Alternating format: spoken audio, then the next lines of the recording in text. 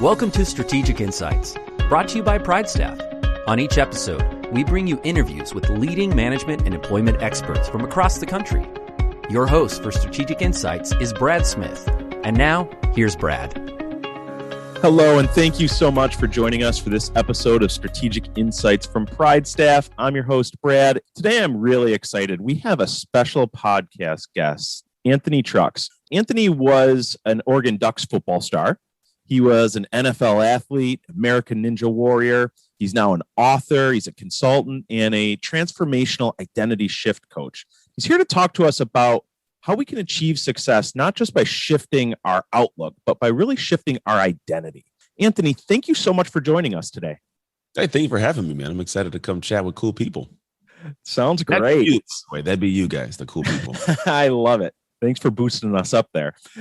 Anthony, you obviously have a very diverse set of skills. You have some God-given talents. And I think sometimes when people hear, boy, you were a football star, you went to the NFL, you got on American Ninja Warrior, some people think like, oh, you know what? Anthony just got lucky. He was born that way. He didn't have to work hard. Now, I kind of know some of your backstory, and I know that that's not true. You've had to work ridiculously hard for everything that you've earned. So if you don't mind, give our listeners a little bit of your background story.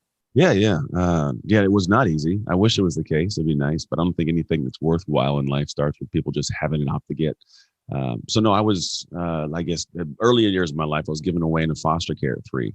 And so like the earliest memories I have of my life are being, not loved by my mom, being mistreated by other people. And if anybody can attach the emotion of feeling less than for whatever reason in your life, that's how I started. And, I went through different situations of like abuse and torture and starvation by different families. So by the time I was 6 years old, I was a really shut down little kid emotionally. And my family now, man, it's interesting because I grew up as the only Black person in an all white family. So I had a lot of diversity issues, a lot of identity issues, was not allowed to have any, kind of outlets of sport because of the situation with foster care. So I wasn't even allowed to play sports until I was 14 years old.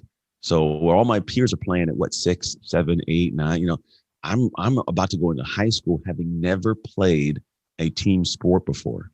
And I wanted to try my hand at something new, and it was football. So I finally got adopted, which was a whole change of my dynamic in the family, a change of self-worth. And then I wanted to try my hand at this new thing, and I tried it, and I was very, very bad. Like I did play the NFL later, but believe me, when I first played, I might have been the worst player on the team. Like I was gangly and skinny. I had no skill with a football helmet and shoulder pads on, nothing. But I went through this kind of process of effort and energy I gave forth in a very specific manner over a certain amount of time that in time turned into me having not just the skill set, but the internal, I guess you can call it confidence at a simple level, this internal knowing that I deserved more. And I fought because as humans, we fight for what we believe we deserve. When you've done the work in the dark, you will not let people take what's yours in the light. And so what ended up happening is I did this work in the dark, I'll call it. I just kept building. When I came to the light, I deserved more. And I showed up differently. And that over time turned into a football scholarship to University of Oregon, NFL, and so forth. But I wish I could say, no, I don't. I do not wish I could say it was easy. I like the work, man. I like the journey. I believe when you start to do those things, you fall in love with it. And those who fall in love with the work, it becomes effortless effort. And when that becomes a flow for how you show up in life, then life becomes a kind of a joy at a different level. So with all those different challenges, did you ever get to a point where you said to yourself, you know what, this isn't worth it. I can't do this. I don't want to put the work in. I'm tired. I'm done. Yeah, that's called humanity, right? We all get there. It's a normal thing. I did that at 15 years old, in fact. So before we got to be a better football player, when I first came into the world of trying to be better at a sport, first year I sucked at football. Second year I went in and I tried my best. It was my high school freshman year. And I didn't really have a place where I felt comfortable. I just, whether it was with societal norms within my school, I'd never been around people that looked like me ever. I wasn't I didn't have no place that I felt comfortable and included, or as human beings, we want to be accepted. I never had that. So I tried on the football field, didn't have it. So I chalked it all up, man. My adoptive mom, I got diagnosed with multiple sclerosis. My older brother, I'm one of 6. He went off to the military and he was like the Rock. And I was doing bad at football. So I'm like, I'm done with this. Like, what am I going to do? I'm a foster kid. And I didn't realize to later in life. But if you go to any prison in America, 75% of the inmates are former foster kids. So we're not statistically set up to do very well.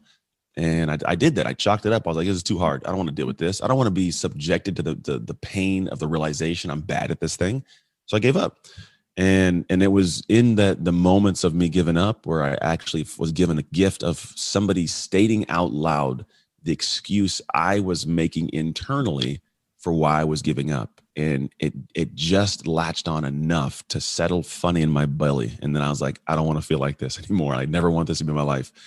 And that was the catalyst to go. But for sure, for a good, I would probably say like 2-3 months, man, I was like, I'm done with this game of football. I'm done trying to be good. It's just too much. So there was that trigger where you just heard somebody else repeating your own words or your own thoughts that you intrinsically you realized, you know what, I'm battling through this. I'm not going to give up. It wasn't that I didn't want to give up. It was that I didn't want to feel that way anymore. Gotcha. Whenever you get to those moments of everything's like, desolate and it's all, destroyed, nothing's going to be good. You have to determine, do I want to continue feeling this or do I want it to end? And there's a statement that I love and it says, action ends suffering. And so if I have these suffering moments, the longer you stay there, the longer you stay there. And the only way you stop staying there is by taking action in the opposite direction. You won't feel like it. It'll be the last thing on planet Earth you want to do is go take a positive action, right? But that is the only thing that climbs you out of those holes. You're not going to wake up one day and all of a sudden, for some odd reason, feel like $1 million and life is great. You got to do something. And the doing something is the actual piece that becomes the next step in the direction you want to go. I love that. Actions and suffering. How powerful is that? You have a new book coming out. The title is Identity Shift, Upgrade How You Operate to Elevate Your Life. Talk to us a little bit about what it really means to shift your identity or take that action to end the suffering. Yeah, well, I think it'll help to get a little more of like a structure of like my adult years, because we're talking about 15, 16. Let's be honest. That's like, okay, cool, man. You were as a teenager had some things, but I've got a whole plethora of situations from life. So I from high school, I went up to college, had a kid at 20 years old as a true freshman in college, had my fiance, who was my high school sweetheart previously, come up with me.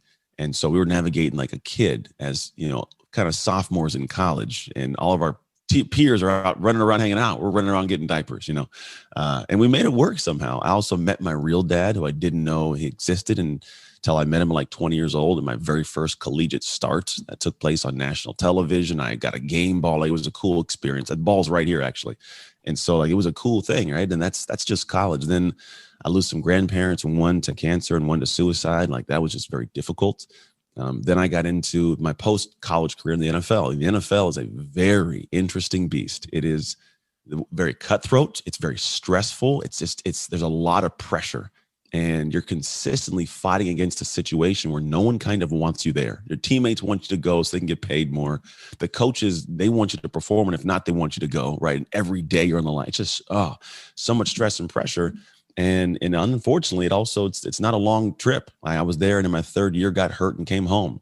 For not for long, we'll call it. That's what NFL stands for. And then as I got out of the NFL, I had this massive identity crisis, because anytime you've been doing something for a long period of time, no matter what it is you've given into, right? I'm a parent, I'm a teacher, I have a job, I'm in a relationship, whatever it is. When that thing ends, whether by choice or by chance, and you wake up one day and you're no longer doing it, it hits you. It's this like, who am I without X? And for a lot of people, we don't know how to answer the question. We don't understand how it affects our life from that moment forward. And so when I came home, like I wasn't quite done yet, but I didn't have a sense of Anthony. I'd had 2 more kids with my wife. We got married at the end of college. So now I have a 4-year-old, I have newborn twins. And I eventually realized like football's over, comes crashing down on my heart. And now it's like, well, who am I? I'm not doing, what do I do? And I was like, I got to find that guy again. So I was like, let me build something. So I go and build this gym business. I have no idea what I'm doing. I'm not making any money. I'm at the gym 6 a.m. to 10 p.m.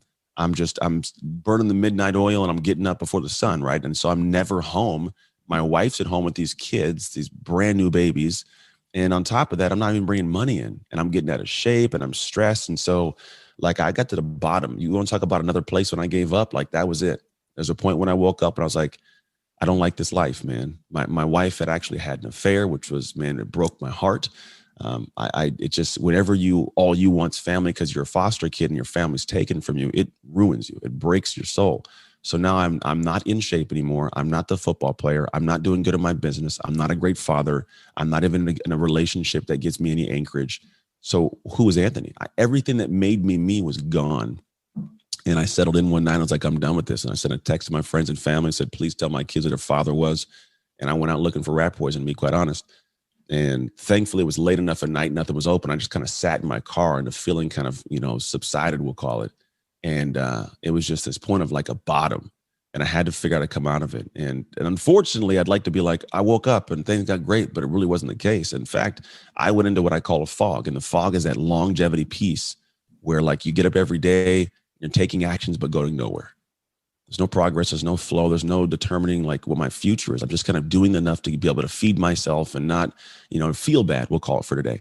And so I went through this fog for a few years. Unfortunately, my mom passed away from MS in 2014. And I was there in the room holding her hand. And it was one of those catalyst moments where it's like, I got to do better. I got to figure out how to do it. And unfortunately, I wish I could say like that was the moment. 2 more years I sat in that fog until one day I woke up and I looked in the mirror. And it was a morning, like a New Year's Day. And I just, I was hungover from the night before. It just was a horrible, shameful feeling looking in the mirror and having the least amount of respect and highest amount of shame for a human that I'd seen in myself. And that was the moment that I was like, this has got to adjust. And when I looked at what I was trying to do to fix it, I was trying to, what do I got to learn? And we all do that. What do I got to learn? And I realized it was less about what I had to learn because I knew what to do. We know what to do. As humans, we know, stop doing those things, start doing those things. We just don't do them because they don't feel like they're us. I don't do that. And that's when I realized it was less about what I knew, but who I was with what I knew. And that was the first kind of trajectory and journey towards this shift of identity. And through that work, man, I got my marriage back together in a long bout of forgiveness and growth and human kind of understanding. And I have an amazing marriage. I love my life and my wife. I have kids that have a present father. I'm in good shape. I get to be active. I have a business where I serve people. And I learned how I did it. It's the best way to explain it. I went back and said, what did I do over all these different years of shifting my identity? Not even just that situation, but all the ones before. What is the neuroscientific background to it? How did the brain adjust? Like what, neuroplasticity exists. How did I rewire it? What's the psychology? How do I think through these things? And I kind of put it all into a process called the shift method. And what it turned into doing was this process where I could walk somebody else through it. And I give speeches on it. I coach people and clients on it. I work with large organizations, all those fun things. But then I realized it needs to be in more people's hands because it's very useful. It's very simplistic. It's hard work, but it's very simplistic. But once you understand it, it gives you a different sense of like, oh, I know how to live my life in a way to get what I want now. And so the book is called Identity Shift. Simple Identity Shift, which unpacks the shift method. It's really a step-by-step rubric of understanding the concepts. So it's like some good concepts, like, so you get, oh, okay, I get it now. And then it's okay, here's how I apply those concepts. I find some books, they just give you concept. It's up to you to figure it out. And I was like, no. I want to make sure that the second half of this book, you understand exactly how to apply it. And so, yeah, I put it together and I'm excited for it to come out August 24th. And then those who actually are listening, if they go to identityshiftbook.com and use the code PrideStaff, you guys will get a free audiobook, a free digital book, and a free actual workbook that guides you through this process. And then the first 10 people actually I'll sign, autograph a copy and send it from my house to your home. So that's the book, man. That's it's been a journey. So I wanted people to grasp kind of why I wrote the book, we'll call it, to understand the book. Well, thank you for putting the perspective behind that. An absolutely amazing story. And I think at some level, we've all battled some of that. Not, I'm sure the severity of some of the challenges, but just knowing that you need to change isn't enough. But thinking through, as you mentioned, the mental and the chemical side of that and how we can overcome that can help us drive a ton of action in our own lives. Yeah. I think that we feel like we're alone sometimes. I think that's the human problem. We're never alone. Somebody has always felt our pain in the same way, or maybe different, but similar. And what's odd is whenever we're going through things as people, we don't want to burden the happy. I don't want to tell people who are happy about my bad news, so I just keep it to myself. And so I realized, like, well, no, we're not alone. And those who are happy, they want to have you be happy, especially if they love you. And so we are confining ourselves these weird little, painful prisons unnecessarily. And a lot of it comes down to understanding each other and understanding ourselves at an identity level. And once you do, it gives you a different sense of control of your life, it's like you understand different levers, different buttons you can push. And when you can do that, man, it helps you craft and actually mold life vastly differently. So, Anthony, I'd love to pull this back into business. So a lot of our listeners are leaders in their organization. They're HR managers, they're hiring managers, department heads, owners of companies. This past year has been challenging, both from an economic standpoint and from an emotional standpoint. There's been mental health issues reported because of the pandemic. There's been a lot of people that are unemployed, underemployed. There's companies that can't find talent. For our listeners today, these company leaders or their hiring managers that are having just these challenges with finding people, getting people motivated, how might they need to shift to overcome some of those challenges? Well, the good thing is we're all human. I mean, I run a business. I work almost exclusively with business owners. So the things I'm talking about are definitively tied to the same demographic of person you're talking to. If you think about it this way, there are things that we know we're supposed to work on. We're supposed to do at certain times. And I'm going to take us to a singular moment that we all experience. It's the moment where I know what I'm supposed to do, but I get there and go, it's been a long day. Or, you know what, I don't feel like doing it right now. I don't want to make those calls. I want to make that list. I don't feel like getting the emails sent out. I don't feel like talking to that person. So I'll make an excuse to be able to press it off for a moment. And so I have a lot of clients that they'll say, Anthony, man, I got this goal for, make 7 figures. Sounds great. You want to make this goal to create this thing. I want to build the business. Okay, great. All right. So what's going on? Oh, I got this. I know I'm gonna do this, but I'm going to go ahead and wait till next month for this. My wife and I had an argument that we're going to go hold. And I go, okay, great. So you want this thing, right? Okay. The person who is experiencing what you want to experience, who has that life, they have the clients, they have the staff, they have the employees, the person that has that right now, would they make this same excuse? And the reality is no. That person living that wouldn't even consider the excuse you're considering. So I plant that as a seed right now for everybody listening to go, okay, so it's not what you know, it's who you are with what you know. And if you're saying, Anthony, I'm not that guy, I'm not that girl, it sounds good, but I didn't play in the NFL like you. I didn't go through these hard things like you. I totally get it. The thing is not that I got there. It's that I showed up every day to get there. That's the difference.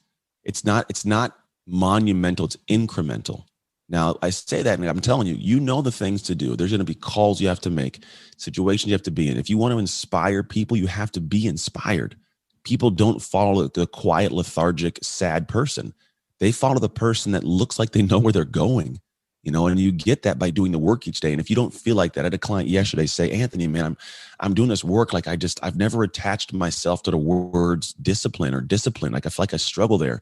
And I go, okay, great. Well, the person who describes discipline or owns it, what do you think they did? Well, I don't know. They shut up and they did their things every day and they just had inspiration. I was like, not really. The whole concept of discipline is to do it when you don't want to do it, right? All they did was they just every day showed up, did the work, whether they emotionally felt like it or not. And now they can express that as I've been disciplined or I am disciplined. So I'm just giving you the seed of it's not supposed to be this monumental one fell swoop change. If you want to inspire people every day, do a single thing that inspires you and share it, show it, engage through your actions, let people see it. But it's going to be something that happens over time. It's not going to be an immediate thing. And I get it, man. Last year was crazy for me too. I'm usually up on stages, and now I got a whole studio at the house and I'm hanging out. Believe me, I had to go through a whole new adjustment of like, how do I show up and talk to people and be that guy and lead, right? Because we're leaders. Leaders lead. And you have to lead from a place where you feel confident leading is the thing. And if you don't have the confidence of being disciplined or showing up or the inspiration, that's your first step. How do we work on the human of you? How do you become the person that is at that level? And you become the person through those consistent actions. And it may not happen today, but I promise you, start today. It will happen in a near day, right? But start the process, show up, follow the leaders. You guys, man, those who are listening right now, like you guys are engaged. PrideStaff is an amazing company. I'm not saying that. They didn't ask me to say it. I'm going off on left field right now. But like I've engaged with a lot of companies this year. These people, they are different in a positive way. It's actually enjoyable and a breath of fresh air to see people at a high level operating and caring at a high level. They lead. So you follow, they're doing it. It is no different for you as an individual human in what you do. It's all there. Success leaves clues. Pick them up, right? And if you do that, you'll find yourself coming out of that funk. You'll find yourself leaning into a new space of joy, because in the process, here's a cool part. In the process of being disciplined, being consistent, being inspired, you naturally achieve. You make more money, you find more time, you have more joy, you get more results. You naturally achieve, and that brings that joy. And so it's the best of all worlds. So it's up to you at this point. Is like, do you want to sit still and complain and do the same thing? Or do you like, hey, how can I take action on a daily basis incrementally to create that cool outcome? So Anthony, let's build on that for a minute. A lot of the people listening today are leaders in their organization. All right. They've done that for themselves. They've put in the work. They've gotten to where they are because they're committed, because they've achieved those goals. But they're working with a very diverse group of people. They have staff at various levels in the organization. Some embrace change and some don't. What do you do when you have team members that just aren't embracing that shift? Everybody has a motivational point. That's the one thing that I think people fail to grasp. The one thing is we all try to motivate everybody with the one same thing, and it's not the case. There are people who are driven by intrinsic. There are people driven by extrinsic, people that just want public appreciation. Some people want money. A lot of people want money, let's be honest. Our duty as leaders is to determine how to best lead. And there's that Stephen Covey quote that I love. He says, treat everybody the same by treating everybody differently. And so if you can find out what the differences are for your individuals, it may take a little bit more energy, but as a leader, that's our duty. That's our job, right? So if I go in and find out what drives this person, what do they really, really want? You'll find out how to get them to do what you want them to do. Not in a way that's like negative or, rude or like, diabolical, but if I want my kid to eat a healthy meal, I got to find a way to get this guy or girl's little kid to do it. And I may have to find out what you want to watch a movie after to keep. Okay, great. We want to watch that movie. We got to eat broccoli right now. Like that, like it's okay to do that. Humans have different motivations. So if you're finding yourself like, why can't I get through to Bob? Well, Bob may not care about the money you're throwing in front of him. Maybe Bob wants a company trophy because he's been doing something for the last few years and he just, or maybe it's an individual like if you ask them questions about their life, maybe they're driven by this desire. Maybe they do need to make some more money. So while you want to motivate them by it's a great job and you serve a lot of people, they may actually say, you know what, I'm trying to pay off college, right? There's different things that are driven. So find out what motivates your person and lead from that position. So Anthony, I want to revisit something that you mentioned and started talking about earlier. When people are battling adversity or they're trying to overcome challenges, oftentimes they go at it alone. So they feel like it's an individual obstacle that they have to overcome. Yeah. When you're working with your clients or talking with individuals about making that shift, does it really need to be an individual undertaking, or can you reach out? Can you ask people for help? How do you get that support that you need to make that shift happen? Yeah, well, it should never be alone. I think you can actually see yourself the way you need to. There's a statement that is, it goes, you cannot see the label when you are inside the jar. So like you can't see what your true struggles are. And so when you want to work on stuff, the problem is some people get to the point of working for a long period of time, putting energy out, and getting nowhere. And it really, it hurts my heart to see it. And typically the reason is because of two things. One, they didn't borrow joy. I say borrow joy and essentially saying they didn't go out to the people who could elevate their spirits when they didn't feel like being around. It's the same thing. People don't want to burden the happy. Well, if I'm in a joyful place, like I actually want to give that. I want to find more joy by helping you be happy. Think about all the friends. Like, what's your mom and dad do when you're in a bad mood? Like, come on, let's go get some ice cream. It was okay. You lost the game. That's all right. You go around joy and it elevates you, right? So when you're in a funky place, the last thing you want to do is be alone in a funky place. So go and borrow joy from other people. And then also, when it comes to you finding out the right work to do, this is where you almost need to enlist outside sources. I say need, and I chose that word specifically. You're not going to want to. You need to. And what happens is when you are finally shown the things that you need to work on, it doesn't look pretty. When you realize that maybe you need to be more communicative, maybe you need to stop being as lazy, maybe you don't show up on time, you need to work on that. People who are around you will show you these things. If you finally decide to see it with them, you'll actually give yourself permission to improve it, and then your life can improve. So if you're looking at like, oh man, should I be alone? Absolutely not. You need to be around people to borrow joy, but you also need to be around people who will tell you what you need to hear, not what you want to hear. And those people will help you get to the place you want to get. Anthony, you mentioned earlier you've got a new book coming out. Remind us again where people can go to buy a copy. Yeah, if you go to identityshiftbook.com and then go through the process, use the code word PrideStaff. Thank you so much for your time today. Just amazing insight, great story. I feel motivated. I'm ready to make that shift. For those leaders that are facing these challenges right now with a tough time hiring, they're facing economic pressures, they're feeling like they're just not going to be able to get ahead and meet their company goals. Any closing words of wisdom for them? Yeah, you're going through the it's like the crucible of success. The crucible of success it's a process. And what it looks like is the first time you go out into the battlefield or whatever it is, the journey, like you're going to be met with the fact that it didn't work out the way you wanted to. And most of the time it's so disheartening and so painful that I decide I don't want to try it again. And this, I did football. It's the same process for football when I tried it. I go out, I'm not good. Oh, it sucks. I'll walk away. I'll find an excuse to not do that thing. However, the moment that you walk away from the thing you were doing is like the moment you take that golden, beautiful lesson that's right at your fingertips and throw it in the garbage. You don't learn from it. And what you should do is say, this sucked. It was horrible. It was a 10 out of 10 of pain. I learned it, but you know what? Now that I know this little thing, let me go try it again and go try it again. And it might be a 9.75 of pain still, right? But it got a little bit less. And the journey, the crucible, those who will succeed are the ones that are willing to go from a 10 to a 9.75 to a 9.5 to a 9 to an 8 to a 7 to a 6 and get to the bottom and get to a 0. Not many people will go that journey. Most people will stop along the way. But here's the beautiful thing you're searching for. When you get to the bottom at 0, it is not painless. People think I got to the bottom, I can do without pain. No. It's joy. It's an overwhelming abundance of like, oh, I love doing this thing now. And people go, how do you do this, Brad? How does that thing work out? I don't know, man. I love doing it. How do you love doing it so much, right? It's a different sense because you went through the journey. You went through the crucible. You came out and found joy doing the things other people hate doing. And when you're able to do it in joy and it happens consistently, success becomes second nature. It just happens for you. You get that Midas touch for life. And so people who are leaders right now going, man, it's long and it's hard. You might be at your 8.5 of pain right now. Make it an 8, then go to 7 and keep on pressing. When you get that thing down to that joy level, it's going to be a completely different experience of life for you.